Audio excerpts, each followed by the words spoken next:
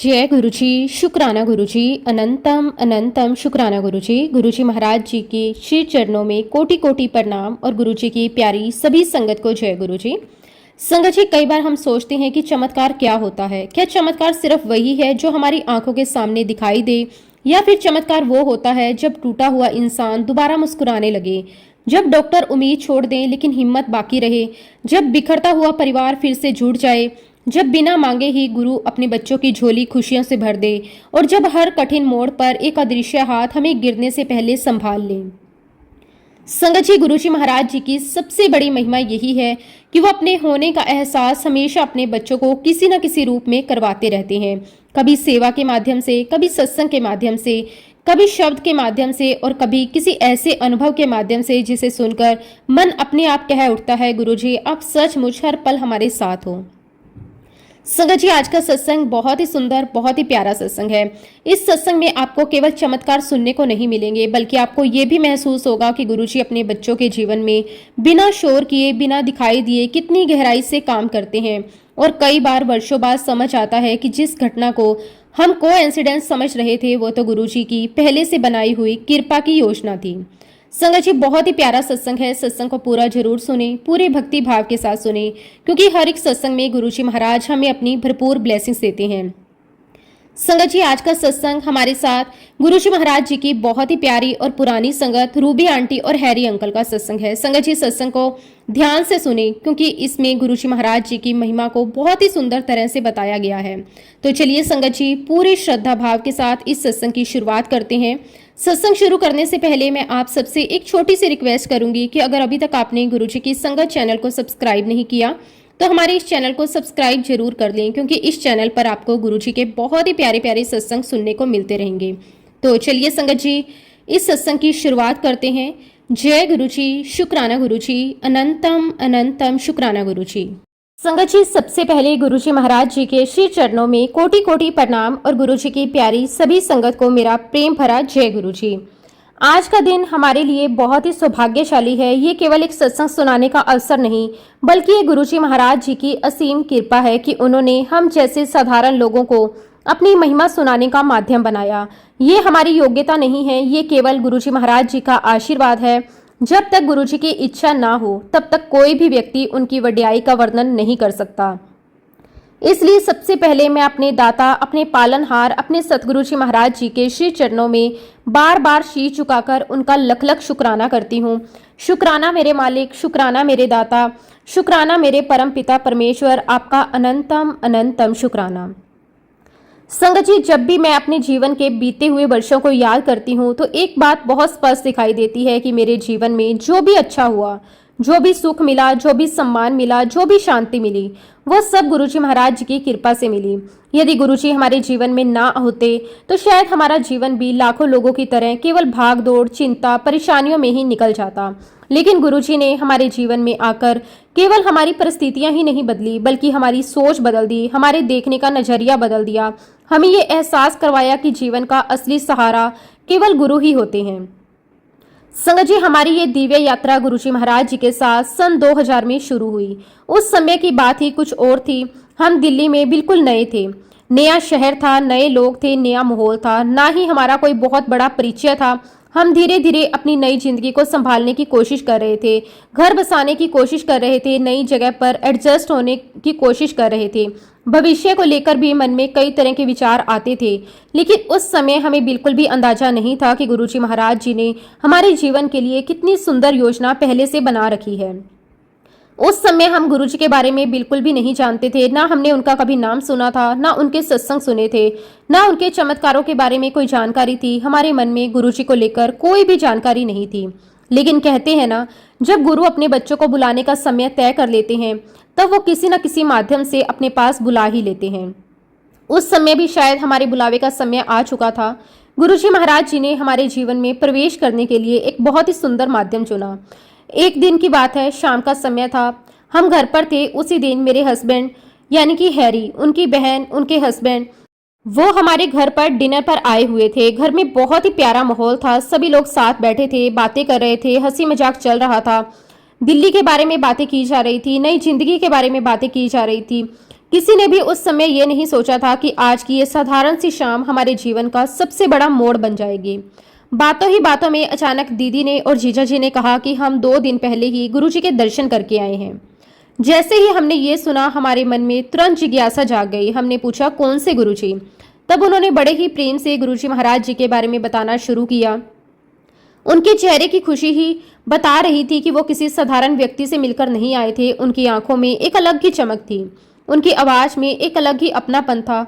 ऐसा लग रहा था जैसे वो किसी ऐसे अनुभव को साझा कर रहे हों जिसने उनके दिल को पूरी तरह बदल दिया हो। फिर जीजा जी ने हमें अपनी पहली मुलाकात का अनुभव सुनाया। उन्होंने कहा, जैसे ही मैं गुरुजी महाराज जी के पास गया, मैंने उनके श्री चरणों में माथा टेका। मैंने अभी सिर उठाया भी नहीं था कि गुरुजी ने मुझे देखते ही मुस्कुराकर कहा, आ गया करतार। 19 साल 4 महीने 6 दिन बाद। संगत जी, जैसे ही हमने ये बात सुनी, हम दोनों हस्बैंड वाइफ एक दूसरे को देखने लगे। हम पूरी तरह हैरान रह गए। हमारे मन में एक साथ बहुत सारे क्वेश्चंस आने लगे। हम सोचने लगे, गुरुजी को यह सब कैसे पता चला होगा? उन्होंने इतनी स्टिक अवधि कैसे बता दी? 19 साल 4 महीने 6 दिन, इतनी बारीकी से कोई कैसे बता सकता है? क्या ये कभी संभव है? क्या वास्तव में ऐसा हो सकता है? फिर इसमें कोई और बात है।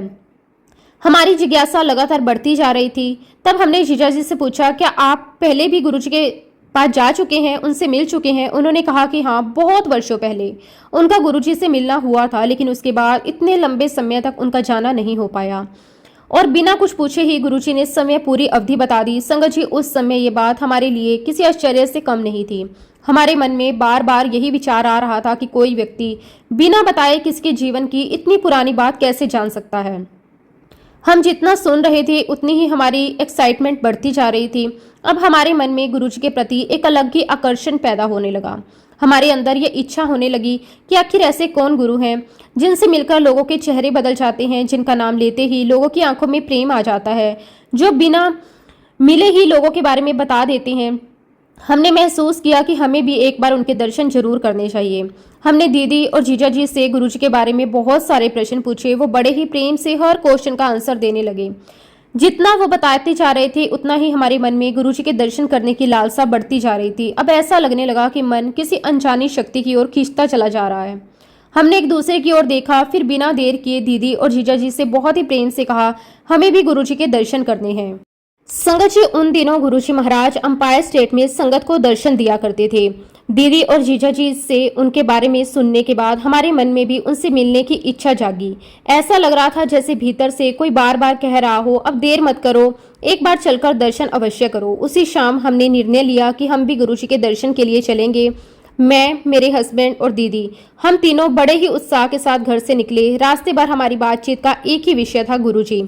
मैं बार बार दीदी से पूछ रही थी, गुरुजी कैसे हैं, वहाँ कैसा वातावरण होता है, बहुत लोग आते हैं क्या? दीदी मुस्कुराकर केवल इतना कहती, एक बार दर्शन कर लोगी, फिर सारे प्रश्न अपने आप समाप्त हो जाएंगे। जितना हम अंपायर स्टेट के करीब पहुंचते जा रहे थे, उतनी ही उत्सुकता बढ़ती जा रही थी। मन में एक अजीब सी हलचल थी। ऐसा लग रहा था जैसे किसी बहुत ही अपने से मिलने जा रहे हों, जबकि उस समय तक हमने गुरुजी को कभी देखा भी नहीं था। जैसे ही हमारी कार अंपायर स्टेट के मुख्य द्वार के पास पहुंची, हमने देखा कि बाहर कुछ लोग खड़े हैं। उसी समय दीदी ने अचानक सामने देखते हुए कहा, देखो गुरुजी बाहर जा रहे हैं। हमारी कार धीरे धीरे रुकी। दीदी और मेरे हस्बैंड तुरंत कार से उतर गए, लेकिन संगत जी, मैं उसी समय कार के अंदर ही बैठी रही। मेरी नज़र सामने खड़े गुरुजी पर टिक गई। मैं उन्हें ध्यान से देख रही थी। मेरे मन में उस समय जो भाव चल रहे थे, उन्हें शब्दों में बताना बहुत कठिन है। मैंने देखा कि गुरुजी ने बहुत ही साधारण कपड़े पहन रखे थे, शॉर्ट्स और टी शर्ट। उन्हें देखकर मैं कुछ क्षण के लिए बिल्कुल शांत हो गई। मेरे मन में वर्षों से एक गुरु की जो छवि बनी हुई थी, वो बिल्कुल अलग थी। मैं हमेशा सोचती थी कि कोई गुरु होंगे तो उन्होंने भगवा वस्त्र पहने होंगे, लंबे बाल होंगे, गले में बड़ी बड़ी मालाएं होंगी, उनका स्वरूप वैसा होगा जैसा हम सामान्य चित्रों या फिल्मों में देखते हैं। लेकिन यहाँ जो मैंने देखा, वो मेरी कल्पना से बिल्कुल अलग था। सादगी, सहजता और एक अपनापन। मैं मन ही मन सोच रही थी, क्या यही गुरुजी हैं? मेरे भीतर प्रश्न भी थे, जिज्ञासा भी थी और एक अनकहा आकर्षण भी था। शायद इसी कारण मैं कार से उतरने की बजाय कुछ देर तक वहीं बैठकर उन्हें देखती रही। उधर दीदी और मेरे हस्बैंड गुरुजी महाराज जी के पास पहुंच चुके थे। दीदी ने बहुत ही आदर से कहा, गुरुजी ये मेरे भाई हैं और मैं अपनी भाभी को भी साथ लेकर आई हूँ। मेरे हस्बैंड ने झुककर प्रणाम किया। उसके बाद गुरुजी ने मुस्कुराते हुए उनसे एक सहज सी बात कही, अंकल अभी तो शो खत्म हो गया, कल आना। संगत जी, उस समय हमें उस वाक्य का अर्थ पूरी तरह समझ नहीं आया, लेकिन गुरुजी की सहज मुस्कान, उनका अपनापन मन को छू गया। कुछ क्षण बाद गुरुजी अपनी कार की ओर बढ़े। कार में बैठने से पहले उन्होंने मेरे हस्बैंड की ओर देखकर कहा, अंकल जाओ अंदर मंदिर देख कर आओ। इतना कहकर गुरुजी वहां से चले गए। हम भी धीरे धीरे अंदर की ओर बढ़े। पहली बार उस स्थान में प्रवेश करते हुए मन में एक अलग ही शांति का अनुभव हो गया। जैसे ही हमने अंदर कदम रखा, वातावरण बिल्कुल अलग था। चारों ओर सफाई, अनुशासन, एक शांत आध्यात्मिक माहौल था। सामने गुरुजी की गद्दी सजी हुई थी। पूरा स्थान बहुत ही सुंदर और सादगी से भरा हुआ था। वहां सेवा कर रहे सेवादार अपने अपने कार्य में पूरी श्रद्धा और प्रेम से लगे हुए थे। किसी के चेहरे पर जल्दबाजी नहीं थी। हर व्यक्ति मुस्कुराकर आने वाले का स्वागत कर रहा था। हमें भी बहुत प्रेम से बैठने के लिए कहा गया। कुछ समय बाद हमें चाय प्रसाद दिया गया।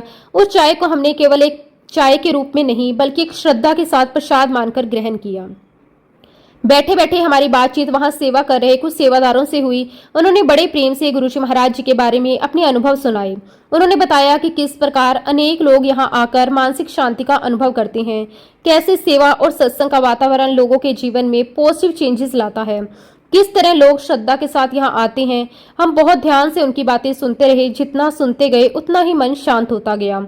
ऐसा लग रहा था जैसे हम किसी बिल्कुल नए संसार में आ गए हों, जहाँ किसी प्रकार का दिखावा नहीं, केवल प्रेम, सेवा और श्रद्धा का भाव था। जब हम वापस लौटने लगे तब मेरे मन में एक अलग ही अनुभूति थी। मैं गुरुजी के बारे में बहुत कम जानती थी, उनसे ठीक से बात भी नहीं हुई थी, फिर भी मन के भीतर एक गहरा अपनापन महसूस हो रहा था। ऐसा लग रहा था जैसे कोई अदृश्य डोर हमें बार बार उस स्थान की ओर खींच रही हो।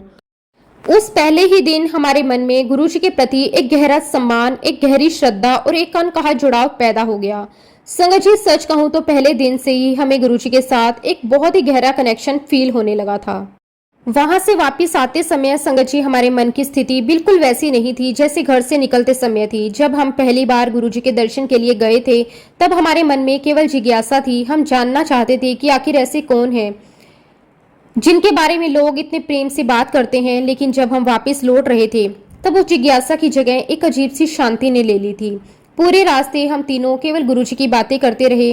कभी दीदी हमें उनके बारे में और अनुभव सुनाती, कभी हम उनसे प्रश्न पूछते, कभी हम उस स्थान के वातावरण को याद करते और बार बार मन में यही विचार आता कि आखिर ऐसा क्या था जिसने पहली ही मुलाकात में हमारे मन को इतना शांत कर दिया। घर पहुंचने के बाद भी हमारा मन उसी अनुभव में डूबा हुआ था। रात को भी बार बार गुरुजी का चेहरा याद आ रहा था, वहां का वातावरण याद आ रहा था, सेवादारों का अपनापन याद आ रहा था, गुरुजी का सहज स्वरूप याद आ रहा था। ऐसा लग रहा था जैसे मन वहीं रह गया और केवल शरीर घर वापस आया हो। संगत जी, उसी रात मुझे एक ऐसा सपना आया जिसे मैं आज तक नहीं भूल पाई। मैंने बाद में इसे अपने जीवन के सबसे विशेष अनुभवों में से एक माना। सपने में मैंने देखा कि मैं एक बस में बैठी हुई हूँ। बस किसी रास्ते से आगे बढ़ रही है। मैं खिड़की से बाहर देख रही हूँ। तभी मेरी नज़र सड़क के किनारे जाती है। मैं देखती हूँ कि वहाँ गुरुजी खड़े हैं। वो बहुत ही सहज भाव से टेबल टेनिस खेल रहे हैं। पूरा दृश्य बहुत शांत था। जैसे ही गुरुजी की नज़र मेरी ओर पड़ी, उन्होंने मेरी तरफ देखा और मुस्कुराते हुए दोनों हाथ जोड़ दिए। संगत जी, वो दृश्य इतना स्पष्ट था कि सुबह उठने के बाद भी मुझे वो सब कुछ वैसा का वैसा याद था। मैं बार बार उसी सपने के बारे में सोचती रही। मेरे मन में उस समय यही भाव आया कि शायद ये मेरे लिए एक बहुत ही सुंदर संकेत था। मुझे ऐसा महसूस हुआ कि गुरुजी ने हमें अपने दरबार में आने का निमंत्रण स्वीकार कर लिया। मेरे मन में ये विश्वास और भी गहरा हो गया कि अब ये केवल एक संयोग नहीं है, हमारे जीवन में कुछ नया शुरू होने वाला है। उस दिन के बाद जैसे हमारे जीवन की दिशा ही बदल गई। अब दिन भर चाहे जितना भी काम होता, शाम होने का इंतजार रहता। शाम होते ही मन में एक इच्छा होती, आज गुरुजी के दर्शन करने जाना है। कई बार काम जल्दी जल्दी खत्म करते, कई बार बिना थकान के प्रवाह किए निकल पड़ते। ऐसा लगता था जैसे कोई अदृश्य प्रेम हमें बार बार उसी स्थान की ओर बुला रहा हो। धीरे धीरे गुरुजी के दरबार जाना हमारी दिनचर्या का हिस्सा बन गया। वो केवल एक स्थान पर जाना नहीं था, वो हमारे लिए मन की शांति पाने का समय बन गया था। जैसे ही वहां पहुंचते दिन भर की सारी थकान अपने आप कम हो जाती, मन हल्का हो जाता, अंदर एक अजीब सी शांति महसूस होती। ऐसा लगता जैसे कोई बोझ उतर गया हो। इसी दौरान हमें गुरुजी की पुरानी संगत के अनेक अनुभव सुनने का अवसर मिला। हर व्यक्ति अपनी श्रद्धा और अपने अनुभव के अनुसार बताता था कि गुरुजी ने उसके जीवन में किस प्रकार परिवर्तन लाया। कोई कहता कि कठिन समय में उसे हिम्मत मिली, कोई कहता टूटे हुए मन को सहारा मिला, कोई कहता कि परिवार में प्रेम वापस आया। इन सत्संगों को सुनते सुनते हमारे भीतर भी विश्वास गहरा होता चला गया। धीरे धीरे हमें यह अनुभव होने लगा कि गुरुजी के दरबार में आने वाले लोग केवल अपनी समस्या लेकर नहीं आते, बल्कि यहाँ उन्हें मानसिक शांति, धैर्य और जीवन को देखने का एक नया दृष्टिकोण भी मिलता है। उन्हीं दिनों में समय भी एक लंबे समय से स्किन की एक बीमारी से जूझ रही थी। ये बीमारी मेरे लिए केवल शारीरिक तकलीफ नहीं थी, इसका असर मेरे दैनिक जीवन पर भी पड़ता था। मेरी उंगलियों की त्वचा बार बार फट जाती थी, कट लग जाते थे, कई बार साधारण काम करना भी कठिन हो जाता था, दर्द भी होता था, असुविधा भी होती थी। मैंने कई डॉक्टरों की सलाह ली, अच्छे स्किन स्पेशलिस्ट को दिखाया, इलाज चलता रहा, दवाइयां चलती रही, लेकिन मुझे कोई आराम नहीं मिला। इस कारण कई बार मन उदास भी हो जाता था। एक दिन बहुत हिम्मत करके मैंने गुरुजी के सामने अपनी ये परेशानी रखी। मैंने बहुत ही विनम्रता से कहा कि गुरुजी, मुझे स्किन की प्रॉब्लम है। मेरी बात सुनकर गुरुजी ने तुरंत कहा, मैंने यहाँ कोई दवाखाना खोल रखा है क्या? संगत जी, उस समय उनकी बात सुनकर मैं एकदम चुप हो गई। मुझे लगा कि शायद मैंने कुछ ऐसा कह दिया जो मुझे नहीं कहना चाहिए था। मैंने तुरंत हाथ जोड़कर उनसे क्षमा मांगी। मेरे मन में उनके प्रति कोई शिकायत नहीं थी, बल्कि यही सोच रही कि शायद गुरुजी मुझे किसी गहरी बात का संकेत दे रहे हैं जिसे मैं उस समय समझ नहीं पा रही थी। मैंने फिर कुछ नहीं कहा, शांत भाव से प्रणाम किया और वहां से बाहर आ गई। उस दिन के बाद मैंने फिर हिम्मत नहीं की गुरुजी से बात करने की। लेकिन संगत जी, उसके बाद भी हमारे जीवन का क्रम बिल्कुल पहले जैसा ही चलता रहा। हम दिन प्रतिदिन पूरे प्रेम और श्रद्धा के साथ गुरुजी के दर्शन के लिए जाते रहे। अब गुरुजी के दरबार जाना केवल एक आदत नहीं रहेगी, बल्कि एक ऐसा लगता था जैसे दिन तभी पूरा होता है जब गुरुजी के दर्शन हो जाएं। पूरे दिन चाहे कितने भी बिजी क्यों ना हो, शाम होते ही मन अपने आप गुरुजी के दरबार की ओर खींचता चला जाता था। संगत जी, उस समय अपनी त्वचा की तकलीफ से अभी भी मैं जूझ रही थी। गुरुजी से एक बार अपनी बात कहने के बाद मैंने दोबारा कभी उनसे अपनी बीमारी का जिक्र नहीं किया। मेरे मन में यही भाव था कि जो कुछ होगा उनकी इच्छा से होगा। मैंने अपनी परेशानी को गुरुजी के चरणों में छोड़ दिया, फिर कभी आग्रह नहीं की। हम रोज दर्शन के लिए जाते, गुरुजी संगत को अपने हाथों से कड़ा प्रसाद देते, हर व्यक्ति बड़े प्रेम और श्रद्धा से प्रसाद ग्रहण करता। मैं भी हर दिन उसी प्रेम से गुरुजी के सामने हाथ फैलाकर प्रसाद लेती। लेकिन संगत जी, कुछ दिनों बाद मैंने एक छोटी सी बात पर ध्यान देना शुरू किया। मुझे ऐसा महसूस हुआ कि जब भी गुरुजी मुझे अपने हाथों से कड़ा प्रसाद देते तो उनका हाथ मेरे हाथों को हल्के से स्पर्श कर जाता। पहले दिन मैंने इस बात पर अधिक ध्यान नहीं दिया, मुझे लगा शायद ये कोइंसिडेंस होगा। दूसरे दिन भी वही हुआ, तीसरे दिन भी वैसा ही मुझे अनुभव हुआ। अब मेरे मन में ये बात आने लगी कि शायद मैं कुछ अधिक सोच रही हूँ। फिर भी मैंने किसी से कुछ नहीं कहा, मैंने ये बात अपने तक ही रखी। लगातार 3-4 दिनों तक मुझे यही अनुभव होता रहा। मैं हर बार प्रसाद लेकर चुपचाप एक और बैठ जाती और मन ही मन गुरुजी का शुक्राना करती। संगत जी, 5वें दिन जब मैं सुबह अपने काम कर रही थी, तभी अचानक मेरी नज़र अपने हाथों पर गई। मैं कुछ क्षण के लिए वहीं रुक गई। मैंने ध्यान से अपनी उंगलियों को देखा। जहां पहले त्वचा फट जाती थी, जहां कट रहते थे, जहां हमेशा तकलीफ महसूस होती थी, वहां मुझे पहले जैसा दर्द या वैसी स्थिति दिखाई नहीं दी। मैं बार बार अपने हाथों को देखने लगी। मुझे अपनी आंखों पर विश्वास नहीं हो रहा था। मैंने घर के बाकी लोगों को भी अपने हाथ दिखाए। मेरे मन में उस समय जो भाव था उसे शब्दों में व्यक्त करना बहुत कठिन है। मेरे भीतर केवल एक ही भावना उठ रही थी, शुक्राने की। शुक्राना, शुक्राना, शुक्राना गुरुजी महाराज, आपका अनंतम अनंतम शुक्राना। संगत जी, मैंने उस पूरे अनुभव को गुरुजी की कृपा के रूप में स्वीकार किया। मुझे उस दिन उनकी एक बात भी याद आई। जब मैंने उनसे अपनी तकलीफ कही थी, उन्होंने कहा था, मैंने यहाँ कोई दवाखाना खोल रखा है क्या? उस समय मुझे उनकी बात समझ नहीं आई थी, लेकिन बाद में मुझे लगा कि शायद उस डांट से भी मुझे कोई सीख छुपी हुई थी। मुझे ऐसा महसूस हुआ कि गुरुजी मुझे शिकायत से अधिक विश्वास का मार्ग सिखा रहे थे। आज भी जब मैं उस घटना को याद करती हूँ तो मेरे मन में यही भाव आता है कि गुरु का हर शब्द किसी न किसी सीख से भरा होता है। कभी वो प्यार से समझाते हैं, कभी मौन रहकर सिखाते हैं, कभी डांट के माध्यम से भी मनुष्य को भीतर से मजबूत बना देते हैं। उस अनुभव के बाद हमारे विश्वास में और गहराई आ गई। अब हम गुरुजी के दरबार केवल अपनी इच्छाएं लेकर नहीं जाते थे, हम वहाँ केवल उनके चरणों में बैठते, उनके आशीर्वाद को लेते और उनका शुक्राना करते। धीरे धीरे हमने देखा कि गुरुजी के संग जुड़ने से हमारे जीवन की सोच भी बदलने लगी। पहले जहां मन छोटी छोटी बातों में उलझ जाता था, अब धैर्य आने लगा। पहले जहां हर कठिनाई बड़ी लगती थी, अब विश्वास साथ रहने लगा। संगत जी, गुरुजी से जुड़ने से पहले मेरी धार्मिक दिनचर्या बहुत सीमित थी। मैं श्रद्धा से गुरुद्वारे अवश्य जाती थी, लेकिन नियमित रूप से कोई पाठ नहीं करती थी। ना मेरी ऐसी आदत थी, ना ही मैंने कभी इस दिशा में विशेष प्रयास किया था। लेकिन गुरुजी के सानिध्य में आते आते मेरे भीतर अपने आप परिवर्तन आने लगा। मुझे सुखमनी साहिब के पाठ के प्रति प्रेम होने लगा। धीरे धीरे वो मेरे जीवन का हिस्सा बन गया। आज यदि मैं नियमित रूप से पाठ कर पाती हूँ तो मैं उसका श्रेय अपनी मेहनत को नहीं बल्कि गुरुजी की प्रेरणा को देती हूँ। मेरे लिए ये भी उनके आशीर्वाद का ही एक रूप है। इस प्रकार दिन बीतते गए, हमारी श्रद्धा बढ़ती गई, हमारा विश्वास गहरा होता चला गया और हमारी गुरुजी के साथ ये सुंदर यात्रा प्रेम, सेवा, सत्संग और सीख के साथ आगे बढ़ती रही। हर नया दिन कोई नई सीख लेकर आता था। हर सत्संग मन में एक नई रोशनी जगा देता था। हर दर्शन के बाद ऐसा लगता था कि जीवन पहले से थोड़ा और शांत और थोड़ा और सुंदर हो गया। संगत जी, आज जब पीछे मुड़कर देखती हूँ तो केवल एक ही शब्द निकलता है, शुक्राना। शुक्राना उस कृपा का जिसने हमारे जीवन का रास्ता बदल दिया। शुक्राना उस प्रेम का जिसने हमें गुरुजी के चरणों से जोड़ दिया। शुक्राना उस संगत का जहाँ बैठकर हमने सेवा, श्रद्धा और समर्पण का अर्थ सीखा। और इसी तरह हमारी यात्रा गुरुजी के साथ आगे बढ़ती रही। संगत जी, अब मैं अपने हस्बैंड हैरी अंकल से निवेदन करूंगी कि वे भी अपने अनुभव आप सभी संगत के साथ साझा करें। जय गुरुजी, जय गुरुजी। संगत जी, जैसे कि मेरी आंटी ने अभी आप सभी के साथ अपनी यात्रा साझी की, मैं भी पूरे विनम्र भाव से गुरुजी के श्री चरणों में शीश झुकाकर अपना अनुभव सुनाना चाहता हूँ। जब से हमें गुरुजी के दर्शन करने का सौभाग्य मिला, तभी से हमने उनके प्रेम को अपने जीवन में महसूस करना शुरू कर दिया। पहले दिन से ही गुरुजी ने हमें इतना अपनापन दिया कि कभी ऐसा लगा ही नहीं कि हम नए हैं। हम जहाँ भी बैठते, जो भी सत्संग सुनते, हर अनुभव हमारे विश्वास को और मजबूत करता चला गया। धीरे धीरे लगभग 3-4 महीने बीत गए।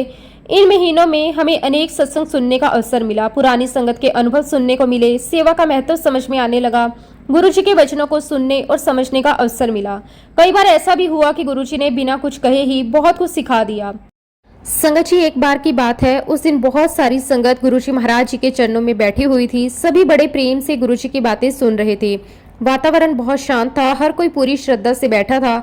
उसी समय एक आंटी ने गुरुजी से घर पर होने वाले सत्संग के बारे में कुछ पूछा। तब गुरुजी ने बहुत ही स्पष्ट और बहुत ही सरल शब्दों में समझाया कि सत्संग कैसे होना चाहिए। गुरुजी ने किसी भी प्रकार के दिखावे वाली बात नहीं कही। उन्होंने कोई कठिन नियम नहीं बताए। उन्होंने कोई बड़ा आयोजन करने के लिए नहीं कहा, बल्कि गुरुजी ने बहुत ही सहज ढंग से कहा कि जब भी घर में सत्संग करो, सबसे पहले एक गद्दी बिछाओ।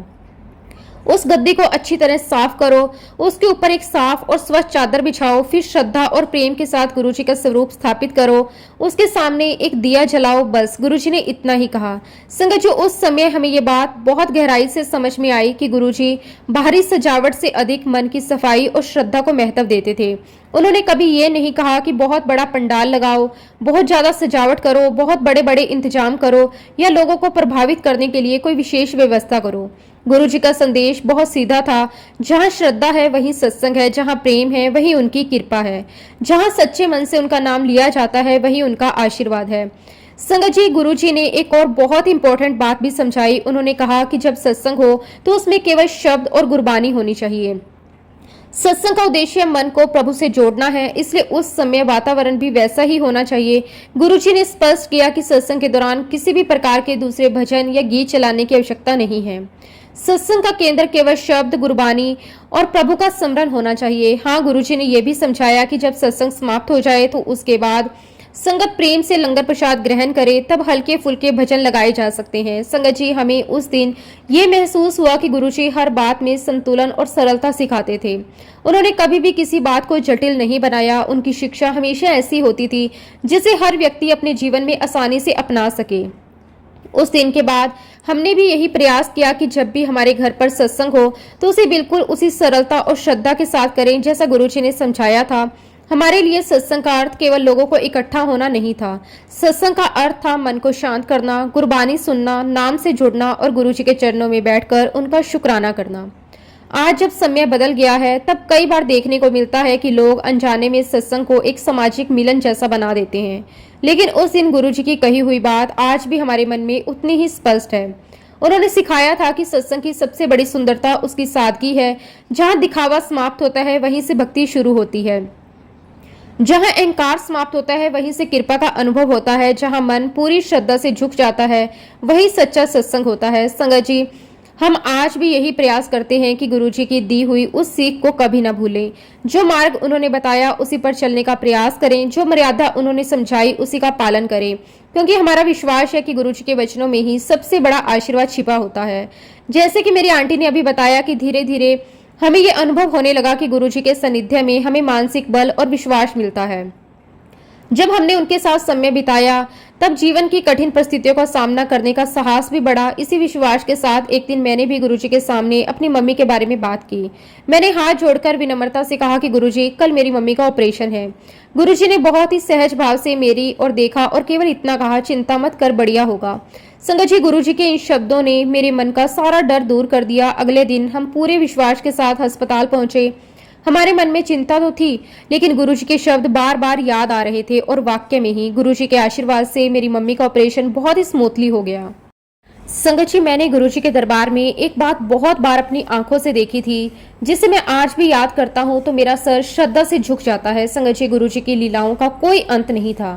हम जैसे साधारण इंसान किसी भी बात को अपनी बुद्धि से समझने की कोशिश करते हैं, लेकिन गुरुजी की कार्यशैली हमारी सोच और समझ से कई ऊपर थी। मैंने कई बार देखा कि जब किसी संगत का कोई बड़ा ऑपरेशन होना होता था तो गुरुजी अपनी कृपा से उसका मार्ग ही बदल देते थे। कई बार डॉक्टर कहते थे कि ऑपरेशन के बिना कोई रास्ता नहीं है, लेकिन जब वो संगत गुरुजी के चरणों में आती, अपनी बात बताती, गुरुजी की कृपा प्राप्त करती तो परिस्थितियां ऐसी बदल जाती कि ऑपरेशन की आवश्यकता ही नहीं रहती थी। कई बार गुरुजी बड़े प्यार से मुस्कुराकर कहते थे, चल तेरा ऑपरेशन मैं करता हूँ। संगत जी, जब गुरुजी ऐसा कहते थे तो सुनने वाले को ये बात बहुत साधारण लगती थी, लेकिन उसके पीछे कितनी बड़ी दिव्य शक्ति काम कर रही होती थी, इसका अंदाजा केवल वही व्यक्ति लगा सकता था जिसके साथ ये कृपा हुई हो। लेकिन यहाँ मैं एक बात बहुत ही स्पष्ट करना चाहता हूँ, ये कोई नियम नहीं था कि गुरुजी हर व्यक्ति का ऑपरेशन रुकवा देते थे। ऐसा बिल्कुल भी नहीं है। गुरुजी हर संगत को उसके कर्मों, उसकी आवश्यकता और उसके जीवन की परिस्थितियों के अनुसार आशीर्वाद देते थे। किसी का ऑपरेशन से पहले हिम्मत देते थे, किसी का ऑपरेशन सफल करवाते थे, किसी का ऑपरेशन टल जाता था और किसी का बिना ऑपरेशन ही काम बन जाता था। इसलिए हमें कभी भी किसी दूसरे की ब्लेसिंग्स देखकर अपनी तुलना नहीं करनी चाहिए। गुरुजी की कृपा हर व्यक्ति पर अलग अलग रूप से बरसती थी।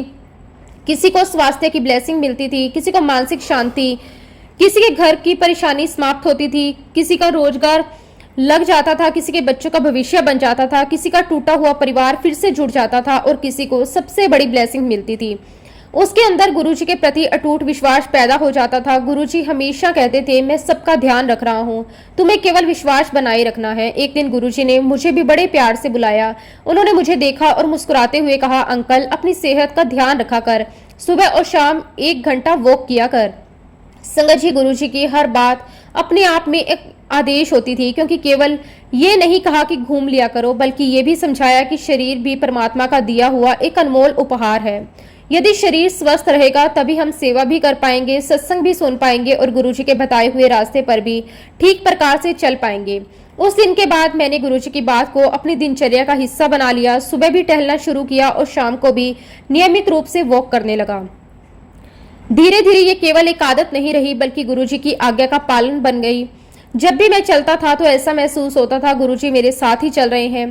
कई बार चलते चलते मन में ओम नमः शिवाय अपने आप चलने लगता था। कई बार गुरुजी का चेहरा आंखों के सामने आ जाता था और कई बार ऐसा लगता था कि मैं अकेला नहीं हूँ, गुरुजी हर पल मेरे साथ हैं। इसी प्रकार समय बीतता गया। हम गुरुजी की शरण में आते रहे, सत्संग सुनते रहे, सेवा करते रहे, लंगर प्रसाद ग्रहण करते रहे, गुरुजी की शिक्षाओं को अपने जीवन में उतारने का प्रयास करते रहे और देखते ही देखते लगभग 3-4 साल बीत गए। फिर एक समय ऐसा आया जब मुझे शुगर की बीमारी हो गई। शुरुआत में मुझे थोड़ा आश्चर्य हुआ। मन में एक क्षण के लिए विचार भी आया कि मैं तो गुरुजी की शरण में हूँ, फिर मुझे ये बीमारी कैसे हो गई। लेकिन अगले ही क्षण गुरुजी की शिक्षा याद आ गई। गुरुजी ने कभी ये नहीं कहा था कि जो उनके पास आएगा उसके जीवन में कभी कोई कठिनाई नहीं आएगी। उन्होंने हमेशा हमें कर्मों का महत्व समझाया था। जब मैंने गुरुजी को अपनी बीमारी के बारे में बताया तो उन्होंने बड़े सहज भाव से मुझे आशीर्वाद दिया। उनकी कृपा भरी दृष्टि ने मेरे मन को पूरी तरह शांत कर दिया। संगत जी, यहाँ मैं एक बात और बहुत स्पष्ट करना चाहता हूँ। कई लोग सत्संग सुनते समय ये सोच लेते हैं कि यदि गुरुजी ने आशीर्वाद दे दिया तो बीमारी उसी समय समाप्त हो जाएगी। लेकिन मेरा अनुभव कुछ और कहता है। मुझे शुगर हुई, आज भी मुझे शुगर है, आज भी मैं डॉक्टर की सलाह के अनुसार दवाइयां लेता हूं, आज भी समय आने पर इंसुलिन का इंजेक्शन लेता हूं। मैंने कभी भी अपनी दवाइयां बंद नहीं की। मैंने कभी ये नहीं सोचा कि अब मुझे डॉक्टर की आवश्यकता नहीं है, क्योंकि गुरुजी ने हमें ये भी सिखाया था कि डॉक्टर भी उसी परमात्मा के भेजे हुए माध्यम है। इलाज करवाना भी जरूरी है, दवा लेना भी जरूरी है, और सबसे जरूरी है विश्वास बनाए रखना। गुरुजी का आशीर्वाद ये नहीं था कि बीमारी गायब हो जाए। गुरुजी का आशीर्वाद ये था कि बीमारी कभी मेरे जीवन पर हावी नहीं हुई। शुगर होने के बावजूद मैं सामान्य जीवन जीता रहा, मैं अपना कार्य करता रहा, अपनी जिम्मेदारियां निभाता रहा, गुरुजी के दरबार में आता रहा, सत्संग करता रहा, सेवा करता रहा, और सबसे बड़ी बात यह रही कि मुझे कभी ऐसा कष्ट नहीं हुआ कि जिसने मुझे पूरी तरह तोड़ दिया हो। ये सब केवल गुरुजी की कृपा थी। धीरे धीरे मुझे एक बहुत ही बड़ी बात समझ में आने लगी। गुरुजी के पास आने का अर्थ ये नहीं है कि जीवन में कभी दुख नहीं आएंगे। गुरुजी के पास आने का अर्थ ये है कि दुख आने पर भी हमारा विश्वास नहीं टूटेगा। गुरुजी के पास आने का अर्थ ये है कि कठिन समय में भी हमें सहारा मिलेगा। गुरुजी के पास आने का अर्थ ये है कि जब पूरी दुनिया साथ छोड़ दे तब भी गुरुजी हमारा हाथ नहीं छोड़ते। संगत जी, हम सभी इस संसार में कर्म भूमि पर आए हैं। यहाँ प्रत्येक व्यक्ति अपने अपने कर्मों का फल भोगता है। अच्छे कर्म होंगे तो अच्छे परिणाम मिलेंगे। पुराने कर्मों का हिसाब भी समय आने पर पूरा होगा। कभी सुख मिलेगा, कभी दुख मिलेगा, कभी सफलता, कभी परीक्षा देनी पड़ेगी। लेकिन संगत जी, गुरुजी की शरण में आने के बाद एक अंतर अवश्य आ जाता है। पहले जो दुख हमें तोड़ देता था वही दुख अब हमें मजबूत बना देता है। पहले जो चिंता हमें रात भर सोने नहीं देती थी वही चिंता अब गुरुजी के चरणों में समर्पित हो जाती है। पहले जो समस्या पहाड़ जैसी लगती थी वही अब छोटी दिखाई देने लगती है, क्योंकि हमें पता होता है कि गुरुजी हमारे साथ हैं, उनकी कृपा हमारे ऊपर है, उनकी नजर हर समय अपने बच्चों पर रहती है। इसलिए मैं हमेशा यही कहता हूँ कि गुरुजी हमारे कर्म नहीं मिटाते बल्कि उन्हें सहने की शक्ति दे देते हैं। वो कष्टों की तीव्रता कम कर देते हैं, हमारे मन को स्थिर कर देते हैं, और यही सबसे बड़ी ब्लेसिंग होती है। एक बार की बात है संगत जी, एक अंकल गुरुजी के दरबार में आए। उन्होंने बड़े प्रेम से गुरुजी को प्रणाम किया, माथा टेका और हाथ जोड़कर खड़े हो गए। थोड़ी देर बाद उन्होंने मुस्कुराते हुए गुरुजी से कहा कि गुरुजी, आपको याद है मैं आपसे 33 साल पहले गुरदासपुर में मिला था। संगत जी, हम सबको लगा कि इतने वर्षों पुरानी बात कौन याद रख सकता है, लेकिन गुरुजी मुस्कुराए और बड़े सहज भाव से बोले, अंकल, तुझे तो 33 साल पुरानी बात याद है, मुझे तो ये भी याद है कि 300 साल पहले, 3 युग पहले तो किस जगह मुझे मिला था। इतना कहकर गुरुजी ने उन अंकल को उनके अनेक पुराने प्रसंग, स्थान और घटनाओं भी विस्तार से बताई। अंकल ये सब सुनकर स्तंभ रह गए। वहां बैठी संगत भी आश्चर्य में डूब गई, क्योंकि ऐसी बातें कोई साधारण मनुष्य नहीं जान सकता। और गुरुजी ने उन अंकल को सारी बातें स्पष्ट भी की। ये इस बात का साफ प्रमाण था कि गुरुजी महाराज ओमनी प्रेजेंट हैं, वे हर जगह हैं और गुरुजी से कुछ भी छिपा नहीं है। हमारे मन में कौन सा विचार चल रहा है, हमारे जीवन में क्या होने वाला है, हमने पहले क्या किया है और आगे क्या करना है, ये सब गुरुजी जानते हैं। उनके लिए ना कोई दूरी है, ना समय की कोई सीमा है, और ना ही कोई ऐसी बात है जो उनसे छुप सके। संगत जी, कई बार हम सोचते हैं कि हम किसी बात को अपने मन में ही रखेंगे, किसी को नहीं बताएंगे, लेकिन जब हम गुरुजी के दरबार में पहुंचते थे तो बिना कुछ बोले ही गुरुजी हमारी उसी बात का उत्तर दे देते थे। तब हमें समझ में आता था कि गुरुजी केवल हमारे शब्द नहीं सुनते बल्कि हमारे मन की आवाज भी सुनते हैं। मैंने अपने जीवन में ऐसी अनेक घटनाएं देखी जहां गुरुजी ने बिना पूछे ही लोगों की समस्याओं का समाधान किया। कोई व्यक्ति मन में किसी बीमारी की चिंता लेकर आया होता था, लेकिन मुंह से कुछ नहीं कहता था। गुरुजी समय उसे बुलाकर वही बात कह देते थे। कोई अपने बच्चों की चिंता में होता था, कोई नौकरी की, कोई व्यापार की, कोई घर की, लेकिन गुरुजी बिना बताए ही सब समझ लेते थे। यही कारण है कि जो भी एक बार गुरुजी के चरणों में पहुंचा उसका विश्वास दिन प्रतिदिन बढ़ता ही चला गया, क्योंकि वो बार बार अपनी आंखों से ये अनुभव करता था कि गुरुजी के सामने कुछ भी छिपा नहीं है। संगत जी, गुरुजी केवल इस जन्म की बातें ही नहीं जानते थे, वे हमारे अनेक जन्मों का भी ज्ञान रखते थे। कई बार उन्होंने संगत को उनके पिछले जन्मों के बारे में भी संकेत दिए। कई बार किसी को बताया कि तुम पहले भी मेरे साथ थे। कई बार किसी को ये एहसास करवाया कि हमारा और तुम्हारा साथ केवल इस जन्म का नहीं है। ये बातें सुनकर कई लोगों को आश्चर्य होता था, लेकिन जिसने गुरुजी का सानिध्य पाया है उसके लिए कोई आश्चर्य की बात नहीं थी, क्योंकि गुरुजी महाराज साक्षात भगवान हैं, वे महाशिव हैं। वे केवल एक शरीर नहीं थे, वे केवल एक संत नहीं थे, वे केवल एक महान गुरु नहीं थे। वे समय परमात्मा की दिव्य शक्ति के रूप में इस धरती पर आए थे ताकि अपने बच्चों का मार्गदर्शन कर सकें, उन्हें सही रास्ता दिखा सकें। संगत जी, जैसा कि मैंने पहले भी कहा, यह संसार कर्म भूमि है। यहाँ जो भी आया है उसे अपने कर्म करने ही पड़ते हैं। कोई भी व्यक्ति कर्मों के नियम से बाहर नहीं है। जो जैसा कर्म करता है उसे वैसा ही फल मिलता है। अच्छे कर्म करेंगे तो अच्छे फल मिलेंगे, गलत कर्म करेंगे तो उसका परिणाम भी एक दिन अवश्य मिलेगा। गुरुजी इस समय भी हमें यही शिक्षा देते थे कि अपने कर्म अच्छे रखो, किसी का बुरा मत सोचो, किसी का दिल मत दुखाओ, सेवा करो, नाम जपो और हर परिस्थिति में परमात्मा का धन्यवाद करो। संगत जी, इस संसार में जो भी आया है उसे एक दिन वापिस जाना है, ये प्रकृति का नियम है। श्री गुरु नानक देव जी भी इस धरती पर अपना कार्य पूरा करके चले गए। भगवान श्री राम भी अपने धाम लौटे। भगवान श्री कृष्ण भी अपनी लीला पूर्ण करके चले गए। इसी प्रकार गुरुजी महाराज जी ने भी अपना शारीरिक चोला त्याग दिया। लेकिन इसका अर्थ ये बिल्कुल नहीं है कि गुरुजी हमें छोड़कर चले गए। संगत जी, केवल उनका शारीरिक स्वरूप हमारी आंखों से ओझल हुआ है। उनकी आत्मिक उपस्थिति आज भी पहले की तरह हमारे बीच है। आज भी जब कोई सच्चे मन से उन्हें पुकारता है तो गुरुजी उसकी पुकार सुनते हैं। आज भी जब कोई कठिनाई में होता है तो गुरुजी किसी न किसी रूप में उसकी सहायता करते हैं। आज भी जब कोई निराश होकर उनके चरणों में बैठता है तो उसके मन में नई आशा का दीपक जल जाता है। आज भी लाखों लोग ये अनुभव करते हैं कि गुरुजी उनके साथ हैं। कई लोगों को सपनों में मार्गदर्शन मिलता है, कई लोगों को अचानक किसी व्यक्ति के माध्यम से सहायता मिल जाती है। कई बार कोई रास्ता बंद दिखाई देता है और अचानक नया मार्ग खुल जाता है।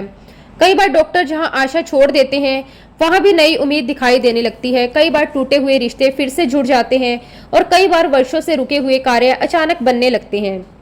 और कई बार केवल गुरुजी का नाम लेने से ही मन को ऐसी शांति मिलती है जिसे शब्दों में व्यक्त नहीं किया जा सकता। यही तो गुरुजी की निरंतर चलने वाली कृपा है।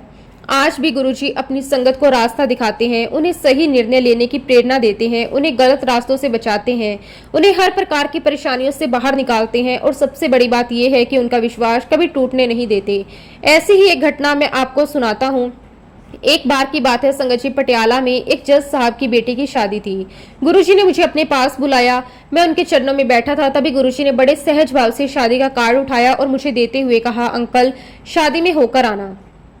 मेरे साथ एक और संगत अंकल भी बैठे हुए थे। गुरुजी ने उन्हें भी साथ जाने के लिए कहा। अब संगत जी, गुरुजी का आदेश हमारे लिए सबसे बड़ा था, इसलिए हमने बिना किसी हिचकिचाहट के जाने की तैयारी शुरू कर दी। लेकिन इंसान का स्वभाव तो हिसाब किताब लगाने का ही होता है। हम दोनों बैठ गए और सोचने लगे कि पटियाला कैसे जाएं, बस से जाएं या अपनी कार से जाएं। अगर कार से जाएंगे तो कितना पेट्रोल लगेगा, टोल कितना लगेगा, रास्ते में कितना समय लगेगा, खाने पीने का कितना खर्च होगा, अगर देर हो गई तो वापस कैसे आएंगे। हर छोटी बड़ी बात का हमने पूरा हिसाब लगाया। मैंने तो अपनी ऑफिस का समय भी ध्यान में रखा क्योंकि मुझे हर हाल में रात तक वापस दिल्ली पहुंचना था। मैंने सोचा कि अगर समय पर नहीं पहुंचा तो अगले दिन की जिम्मेदारियों पर असर पड़ेगा। इसलिए हमने यात्रा का पूरा प्लान बनाया, किस समय निकलना है, कहाँ रुकना है, किस रास्ते से जाना है, किस समय शादी में पहुंचना है और किस समय वापस निकलना है। सब कुछ पहले से तय कर लिया। आखिरकार हमने निर्णय लिया कि अपनी कार से जाना सबसे उचित रहेगा। सुबह हम दोनों गुरुजी का नाम लेकर निकल पड़े। पूरे रास्ते हम मंत्र जाप करते रहे। मन में एक अलग ही आनंद था। ऐसा लग रहा था जैसे हम किसी सामान्य शादी में नहीं बल्कि गुरुजी की सेवा में जा रहे हों। पटियाला पहुंचने पर हमें जल्दी ही समझ में आ गया कि गुरुजी ने हमें वहां किसी विशेष कारण से भेजा है। जैसे ही जज साहब और उनके परिवार को पता चला कि हम गुरुजी की संगत से आए हैं तो गुरुजी ने समय हमें भेजा है। उनका व्यवहार देखने लायक था। उन्होंने हमारा ऐसा आदर सत्कार किया कि हम दोनों भावुक हो गए। बार बार वे हमारे पास आकर पूछते कि किसी चीज की आवश्यकता तो नहीं, बैठने की अच्छी व्यवस्था की गई, भोजन बड़े प्रेम से करवाया गया। हर व्यक्ति हमारे साथ ऐसा व्यवहार कर रहा था जैसे हम उनके बहुत पुराने अपने हों। लेकिन संगत जी, हम जानते थे कि ये सम्मान हमारा नहीं था, ये सम्मान गुरुजी का था। हम तो केवल गुरुजी के भेजे हुए सेवक थे। जहां जहां गुरुजी का नाम होता है वहां वहां अपने आप सम्मान मिल जाता है। यह सब गुरुजी की महिमा थी। शादी बहुत अच्छे वातावरण में संपन्न हुई। सबके चेहरे पर खुशी थी। हमने नवविवाहित जोड़े को गुरुजी का आशीर्वाद दिया, कुछ समय वहां बिताया और फिर वापस की तैयारी में लग गए। अब मन में यही विचार था कि समय पर दिल्ली पहुंचना है। रास्ते भर सब कुछ बहुत सहजता से होता चला गया। ना कहीं कोई अनावश्यक रुकावट आई, ना ट्रैफिक ने परेशान किया, ना गाड़ी में कोई दिक्कत आई। ऐसा लग रहा था जैसे पूरी यात्रा की व्यवस्था स्वयं गुरुजी ने पहले ही कर रखी हो। हम लगातार गुरुजी महाराज जी का धन्यवाद करते हुए आगे बढ़ते रहे। दिल्ली पहुंचते पहुंचते घड़ी देखी तो समय आश्चर्यचकित रह गए। शादी अटेंड करके हम लोग जब वहां से निकले तो एग्जैक्टली 8:45 बजे मैं अपने ऑफिस पहुंच गया और वो अंकल अपने घर चले गए। सबसे बड़ी बात तो ये थी कि हमने जो भी हिसाब किताब लगाया था एग्जैक्टली वही हिसाब बैठा। संगत जी, लेकिन गुरुजी का आशीर्वाद ऐसा कि हम पेट्रोल डलवाने गए तो उतने का ही पेट्रोल डला जितने का हमने हिसाब बनाया था, लेकिन पता नहीं कैसे हमारे कोई पैसे ही नहीं लगे। जब अगले दिन गुरुजी के पास गए तो गुरुजी ने हमें कहा, अंकल लगा लिया हिसाब? लगने तो नहीं दिए ना पैसे मैंने।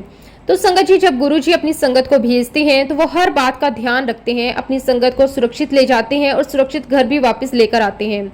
और जब गुरुजी हमें कोई सेवा देते हैं तो यकीन मानिए संगत जी, गुरुजी हमारे कर्म ही कटवा रहे होते हैं। मैं गुरुजी महाराज जी का जितना भी शुक्राना करूं उतना कम है। गुरुजी महाराज जी ने ना जाने कितनी बार हमें ब्लेस किया संगत जी। जब से गुरुजी महाराज जी की हम शरण में आए हैं तब से गुरुजी महाराज जी ने पूरी जिंदगी बदल दी। बस अब तो संगत जी जब भी पीछे मुड़कर देखते हैं तो हमेशा गुरुजी महाराज जी के लिए शुक्राना ही निकलता है। शुक्राना मेरे मालिक, आपका अनंतम अनंतम शुक्राना। और इसी के साथ संगत जी अब मैं अपने शब्दों को, अपनी वाणी को यहीं पे विराम देता हूँ। जब भी गुरुजी महाराज आज्ञा देंगे मैं अपना अगला शुक्राना सत्संग भी आप सबके साथ जरूर शेयर करूंगा। जय गुरुजी, शुक्राना गुरुजी, अनंतम अनंतम शुक्राना गुरुजी। ओम नमः शिवाय, शिवजी सदा सहाय। ओम नमः शिवाय, गुरुजी सदा सहाय। जय गुरुजी, शुक्राना गुरुजी, अनंतम अनंतम शुक्राना गुरुजी।